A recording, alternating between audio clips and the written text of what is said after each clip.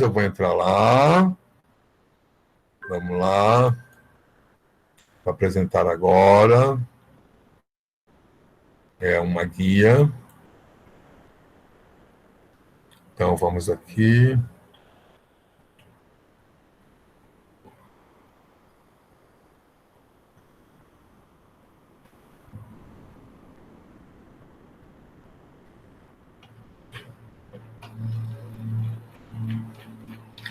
Bem, aqui eu preparei a aula síncrona de hoje, tá? Eu vou rapidamente aqui lá no início do texto, aqui eu estou voltando, né? Aqui as imagens que nós vamos considerar hoje. Isso daqui, né, o texto que eu preparei para esse tópico 4, que aí vocês estudam por conta própria, no horário de vocês.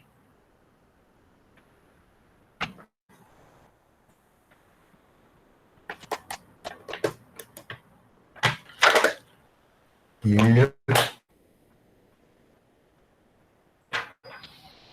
nós vamos... O tema hoje, né, como eu já expliquei, é a arquitetura greco-romana.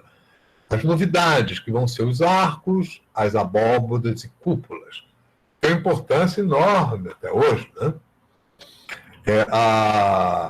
E o que está relacionado com essa arquitetura greco-romana, né? O que está relacionado com os arcos, as abóbadas e as cúpulas, estão relacionados a esse termo arte clássica. Quando você fala de arte clássica, ou o classicismo da antiguidade, arte clássica da antiguidade, tal, simplesmente, a gente se refere à arte greco-romana. Ou seja, arte clássica é a arte greco-romana. O clássico significa algo em que a unanimidade quanto o valor, a grandeza, a importância, etc. e tal, né? E, ao mesmo tempo, que isso serve como que um padrão de comparação, né? É algo que a gente pode comparar, serve como uma referência, é uma referência, principalmente, né?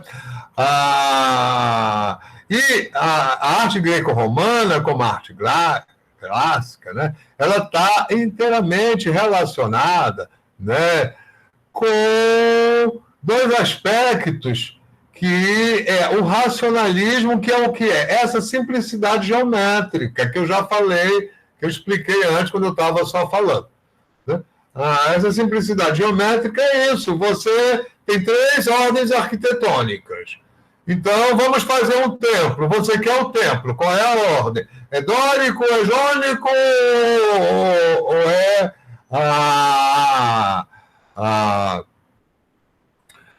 ou é coríntio, né? Escolheu, você já sabe, entende? Qual vai ser a forma, qual é mais ou menos o tamanho, pá, já está tudo. É só preparar as peças e montar, não é? Já é muito mais complicado para fazer o grego não ter essa simplicidade, o prédio egípcio. Né? Essa simplicidade você pode transpor para outra cultura, para outras coisas, sem ter nada a ver, sem depender da religião. Né? Já o tempo grego, o tempo egípcio, por exemplo, outros templos, né? Por exemplo, os templos budistas, as estupas budistas. Por que tem aquela coisa, todas aquelas torrezinhas subindo, aquelas cheias, um monte, tudo, uma escada aqui, tudo tem uma explicação, aquilo não é nada. Mas não é puramente racional, não é puramente matemática, é mística, é emocional, é ligado à história, não é? Ligado ao mito, é mítico, né? E outro aspecto importantíssimo, né, da além desse racionalismo, que é essa simplicidade geométrica, né? É o humanismo, que genericamente, é a filosofia greco-romana, a filosofia que começa lá com os pré-socráticos, com questões que surgiram com o primeiro pré-socrático, que foi Tales de Mileto, que colocou a questão: qual é o princípio de todas as coisas? O que tem de comum a todas as coisas, de onde tudo vem, de onde tudo volta? De onde tudo... Né? Então, isso vai se desenvolver para Platão e a ideia, para Sócrates é o ser. Toda a filosofia que vai se desenvolver a partir de Sócrates e de Platão e de Aristóteles, praticamente, principalmente Platão e Aristóteles, né? Vai se desenvolver outros filósofos vão levar adiante, né? Ela é caracterizada, essa filosofia, como humanismo, porque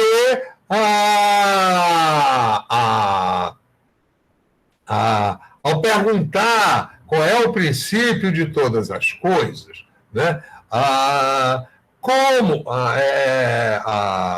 Assim como os deuses gregos têm a forma humana, né? Eles sempre vão pensar o homem, né? Do ponto de vista a filosofia é um questionamento do homem assim, qual é o caminho da felicidade? O que é a verdade? Né? Qual é o princípio? Por que conhecer o princípio das coisas? Como é que eu vou entender isso? Então, isso é uma coisa que não se esgota, que surge um método, esse método dialético, que vai ser desenvolvido e claramente explicitado pelo Platão nos seus livros. Isso vai desenvolver o sistema educacional da Grécia, porque Platão cria uma academia, um lugar onde ele vai dar aulas, ele vai ser um professor, né? Nesse tempo surge a necessidade de educar os jovens rapazes para exercer os cargos importantes, para a vida política, para a justiça, para o comércio, para a guerra, etc. e tal, né?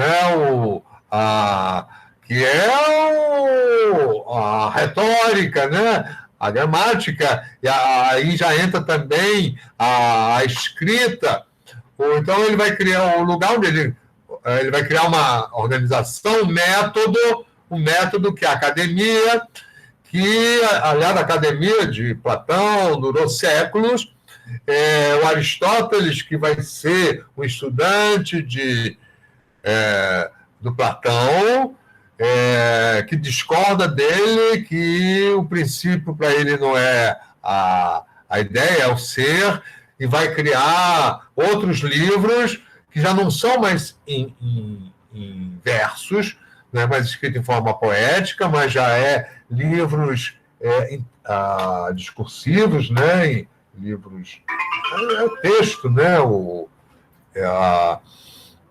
na forma do discurso, né, porque em grande parte foram anotações de aula que ficaram deles. E vai criar também uma outra instituição, que é o Liceu, né? E a partir daí, né, a arte está ligada a esse pensamento, porque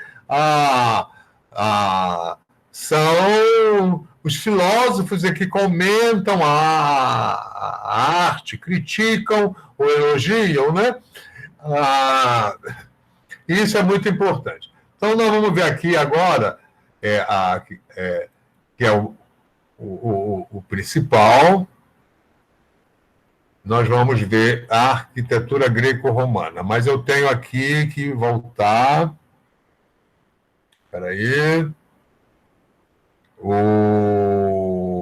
Não, eu já estou aqui ligado, então eu posso voltar lá. Não é? Por favor, está todo mundo vendo legal aí?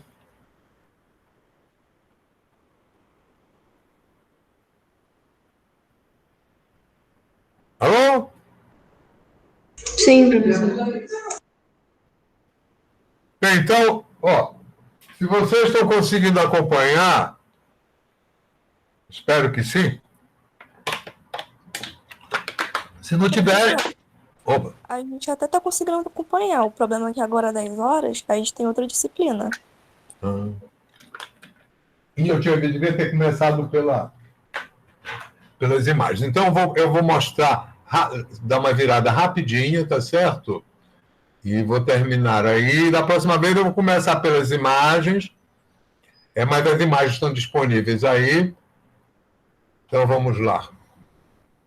Tá? Aqui você tem os arcos, uma arquitetura criada com os arcos, né? Que são os arcos do triunfo. Vocês vão ver todos os elementos geométricos. Essas imagens aqui no AVA, eles estão muito grandes, mas se você clicar do lado direito e abrir a imagem uma nova guia, ela vai abrir inteira, tá certo? Então, aqui, isso daqui é um elemento de pura decoração da cidade, marcando assim, a entrada da cidade, ou em outros pontos, que é o chamado Arco do Triunfo, né? Então, você tem aqui uma estrutura, isso daqui, vocês veem, são blocos de pedra, aqui inclusive alguns estão faltando. Como é que eles estão? Eles estão cortados e depois eles estão emendados. Então, isso tornou possível, né? Aqui o templo, isso daqui é um templo romano, mas é igualzinho ao templo grego, as mesmas coisas, com a diferença, uma pequena diferença, é que os templos gregos, as escadarias circundavam, eles aumentaram um pouco, ficou a escadaria só na entrada, né? Mas daqui já entra a curva, né? Já entra o círculo. Então, as colunas são as mesmas, a arquitetura é circular, né? Aqui vocês têm aqui o Fórum Romano, em que tem várias... esse conjunto aqui, né? Aqui está como ainda existe, ficaram essas ruínas, né? Então, isso era como uma reconstrução, como é que era no tempo em que você tem templos, como no tempo do romano, mas você já tem templos circulares, e aqui tem um novo tipo de construção, que é a basílica, para novas funções, né? Como aqui também tem um outro tipo de prédio, de edifício, não? A estrutura, a base, a mesma coisa da Grécia, né? Retângulo, colunas, mas aí você já tem a inovação dos arcos, outras dimensões, né? Aqui é uma coisa singular, que é uma biblioteca que faz parte ali desse centro da cidade. Opa!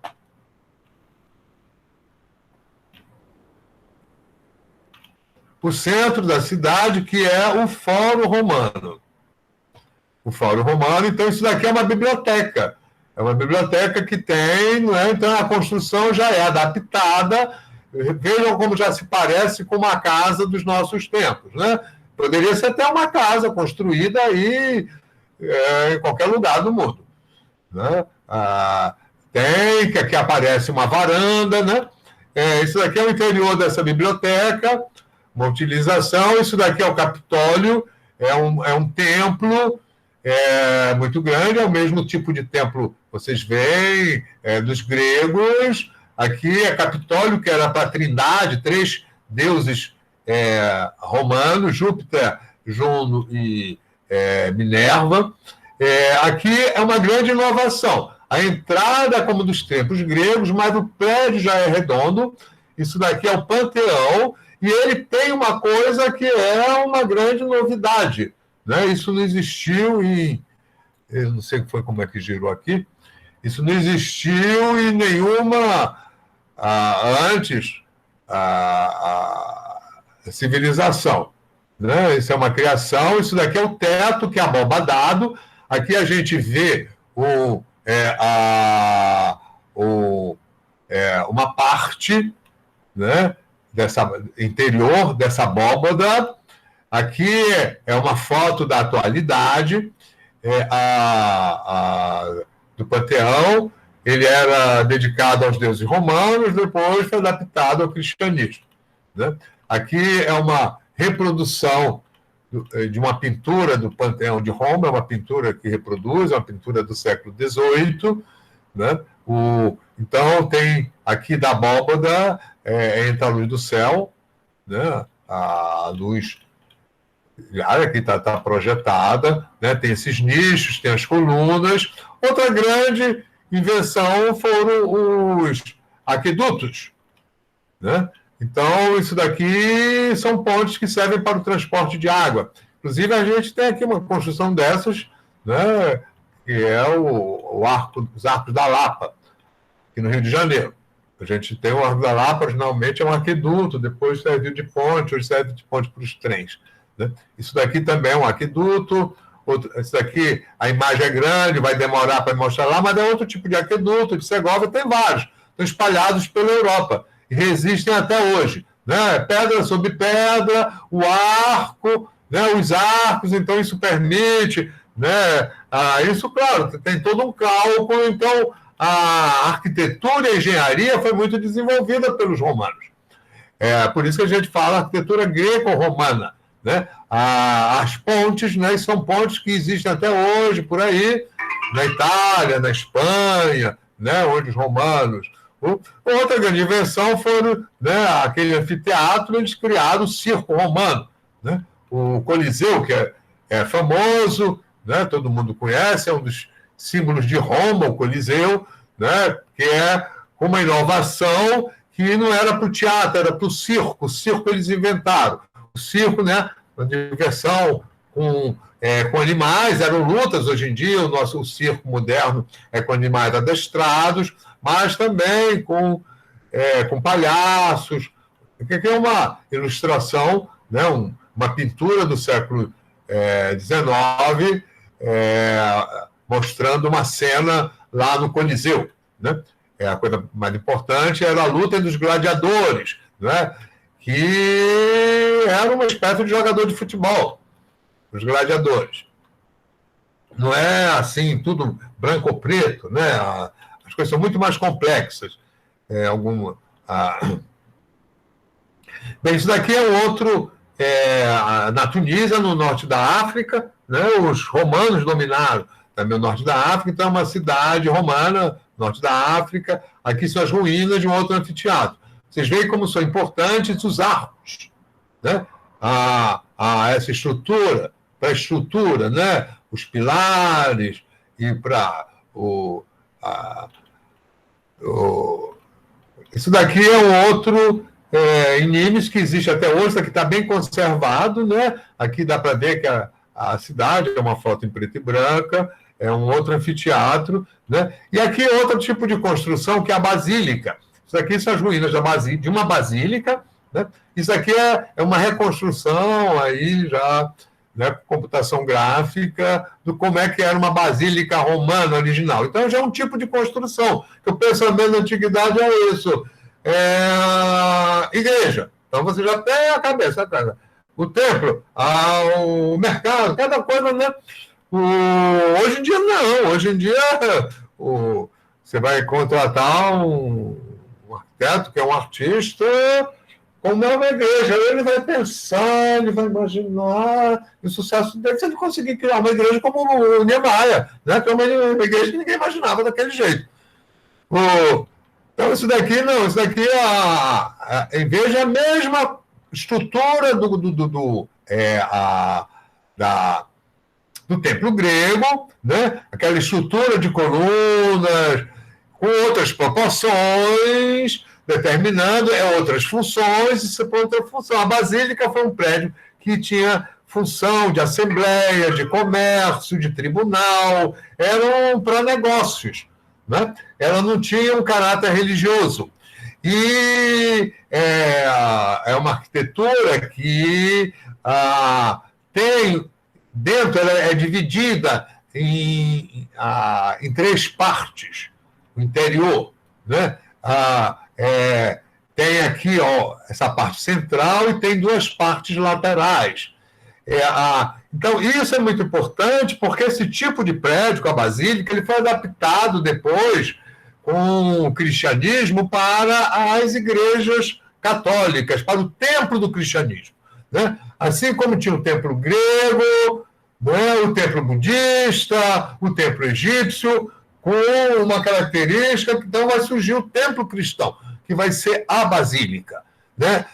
Vai ser adaptada. Essa parte aqui no final, isso já tinha, que aqui se reunia a assembleia, se fazia tribunal, então isso daqui vai virar o altar, né? E vai se acrescentar o chamado transepto, vai se acrescentar uma construção no meio, dividindo, criando uma forma de cruz, mas mantendo essa mesma estrutura de uma chamada nave central, que é a parte central e as partes laterais, e mantendo aqui, né, as colunas, os arcos, né? Isso daqui é o interior de uma basílica, ainda do tempo dos romanos, essas daqui, né, dos tempos de Roma, né, que foi adaptada, foi construída lá. E aqui é outra coisa fantástica da arquitetura greco-romana, né, que é a contribuição dos romanos é a criação dos banhos, das termas, né, que é o início do clube, com piscina, inclusive com água térmica, com banho a vapor, e que tinha biblioteca, tinha alimentação, tinha ginásio de esporte, tinha área de lazer. Isso daqui, na Inglaterra, é um dos poucos que sobreviveram já do tempo do final do Império, né, que uma vista parcial, não se usa mais a piscina, a água verde assim, é por causa de algas, se criaram com o tempo, né? E a outra coisa também ligada à arquitetura, que é a estrada calçada, né? A estrada pavimentada. É um trabalho criado com pedras e são estradas que existem até hoje. Elas são transitadas, né? A mais importante dela era a Via Ápia, que levava até Roma, né? Mas tem estradas de Pompeia, tem muitas estradas. E essas estradas, elas ligavam várias partes do Império, eram intensamente transitadas por carroças, cavalos, pessoas a pé e tal.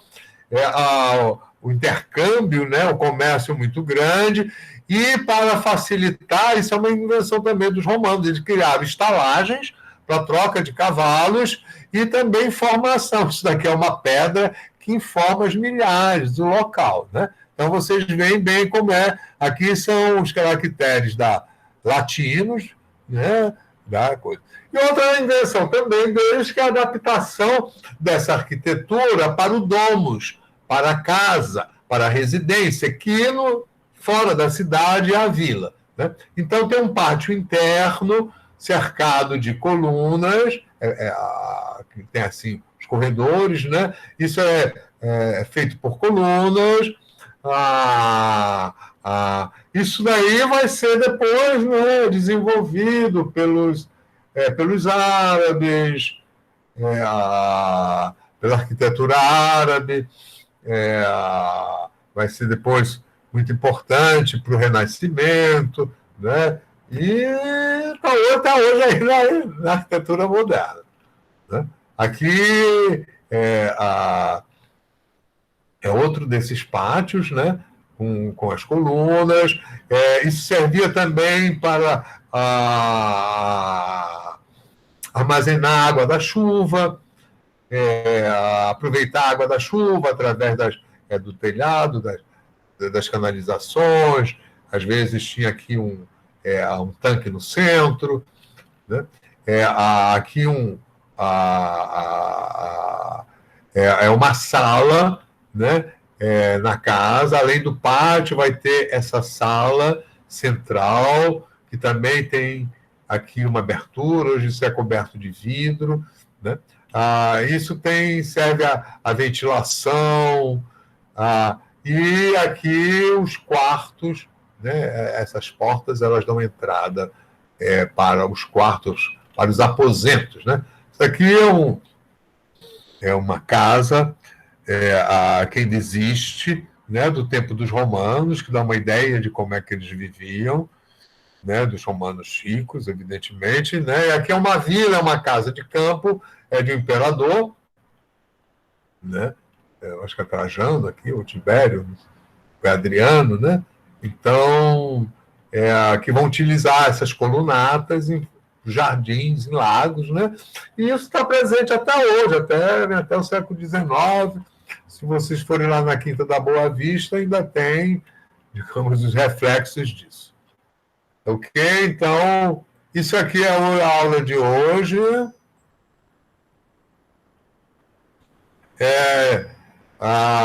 Desculpa, eu me estendi um pouco, 15 minutos, mas é muito difícil também conciliar o tempo. De qualquer maneira, a matéria está aí assim, a matéria para o estudo assíncrono, né? Está aí. Vamos ver aí, tem algum que ainda ficou? Tem alguma questão, alguma pergunta? Não? Não tem nem um tchau, nem um alô?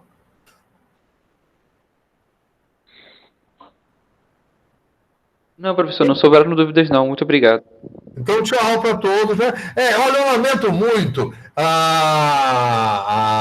essa pouca comunicação, né? Eu gostaria que vocês se comunicassem mais, né? Eu não sei se vamos dizer se essa falta de comunicação realmente é só por questão tecnológica. Eu acho que é mais falta de interesse, falta de circunstâncias, acho que falta de maturidade, não sei o quê. Mas seria muito mais interessante uma maior participação de vocês. Não adianta nada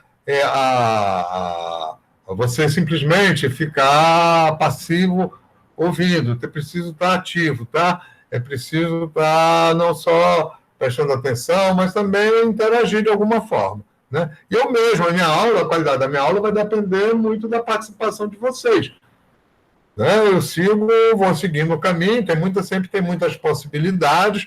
Eu estou preparando tudo anteriormente, né? E o meu desejo é que vocês tenham o melhor rendimento possível, tá? Agora o rendimento depende aí de vocês, tá? Aqui da minha parte, eu estou criticando, reclamando que eu acho que está dando muito pouca participação, né? Não fazer nada é fácil, é o mais fácil. Ficar de fora, não me meter, é o mais fácil. Agora, é o pior que se pode fazer. Não tem nada pior na vida, ainda mais de quem é jovem, não fazer nada. Né? Porque tem o futuro, tem a brevidade da vida. Então, tchau, meus queridos, um bom fim de semana. Até semana que vem. Também, professor, tudo de bom. Tchau. Tchau, professor. Até semana que vem. Tchau.